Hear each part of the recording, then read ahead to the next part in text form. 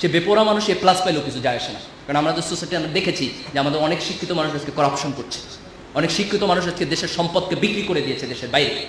এই যে this is important যে আমরা গ্লোবালাইজেশনের যুগে আমাদের কোয়ালিটি ডেভেলপ করার পাশাপাশি এই অ্যাকাউন্টেবিলিটির জায়গা থেকে মানুষের প্রতি ভালোবাসা, জীবনের প্রতি ভালোবাসা, জীবের প্রতি ভালোবাসা, এক ধরনের নৈতিকতা বোধ, এক ধরনের ধর্মবোধ, যে কোনো ধর্ম হোক, ফেইথ বেস অ্যাপ্রোচ, তুমি ঈশ্বরকে বিশ্বাস করো, আল্লাহকে বিশ্বাস করো, গডে বিশ্বাস করো, does not matter, but you must believe, you must practise whatever your religion is, you must have the sense of the accountability, যে ভালো কাজ করলে এটা একটা ভালো কিছু পাবা, তোমাকে এটা এনকারেজ করবে, একটা খারাপ কাজ করলে তোমার পানিশমেন্ট হবে, ভয় তোমার মধ্যে থাকতে হবে। এই দৃষ্টিভঙ্গি যখন আমাদের জীবনকে নিয়ন্ত্রণ করবে, তখন সত্যিকার অর্থে আমরা একটা ভালো সমাজ করতে পারবো।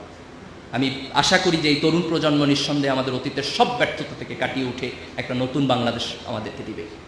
আজকে প্রোগ্রাম ইসলামী ছাত্র শিবিরের পক্ষ থেকে, but that does not mean যে তোমাদের সবাইকে ছাত্র শিবির করতে হবে, কিংবা আমরা এই প্রোগ্রামটা ছাত্র শিবির করানোর জন্য করতেছি। নো, আমরা প্রোগ্রামটা এই কারণে করতেছি যে আমরা তোমাদের মেধাকে স্বীকৃতি দিতে চাই এবং তোমাদের সামনের দিনগুলোর দায়িত্ব সম্পর্কে স্মরণ করিয়ে দিতে চাই। You may not agree with me about the function of Chhatra Shibir, কিচ্ছু যায় আসে না তাতে, কিন্তু তুমি বাংলাদেশকে ভালোবাসার ব্যাপারে তোমার সাথে একমত হবা, তুমি সততার ব্যাপারে তোমার সাথে একমত হবা, তুমি তোমার ধর্মের ব্যাপারে তোমার সাথে একমত হবা।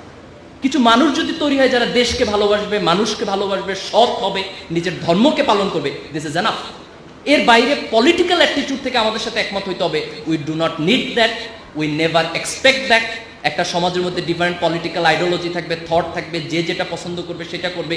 এই গণতান্ত্রিক সমাজের প্রতি আমাদের পূর্ণ আস্থা আছে, কিন্তু আমরা আশা করি এই তরুণ প্রজন্ম অন্তত মানুষকে ভালোবাসার শিক্ষাটুকু পাবে, দেশকে ভালোবাসার শিক্ষাটুকু পাবে, তারা তাদের রিলিজিয়াস বেসড একটা সোসাইটি গড়ে তোলার জন্য চেষ্টা করবে, এবং সেই জায়গা থেকে আমরা সবাই মিলে একটা বাংলাদেশ করব। আমরা এমন কোনো বাংলাদেশ চাই না যেটা আওয়ামী লীগের একার বাংলাদেশ হবে, বিএনপির একার বাংলাদেশ হবে, কিংবা জামাতের একার বাংলাদেশ হবে। আমরা একটা বাংলাদেশ চাই যেটা 15 কোটি মানুষের সম্মিলিত বাংলাদেশ হবে। এই বাংলাদেশ আমরা সবাই মিলে গড়ে তুলব, এই আশাবাদ ব্যক্ত করে, এবং আগামী দিনে তোমাদের কাছ থেকে এই দেশ তার আশা পূর্ণ হবে, এভাবে যোগ্যতা সম্পন্ন হিসেবে তোমরা নিজেদেরকে গড়ে তুলবা, এই আশাবাদ ব্যক্ত করে, এবং আজকের প্রোগ্রাম যারা অর্গানাইজ করেছেন তাদের সবাইকে ধন্যবাদ জানিয়ে আমার বক্তব্য শেষ করছি। আল্লাহ হাফেজ, বাংলাদেশ, ধন্যবাদ।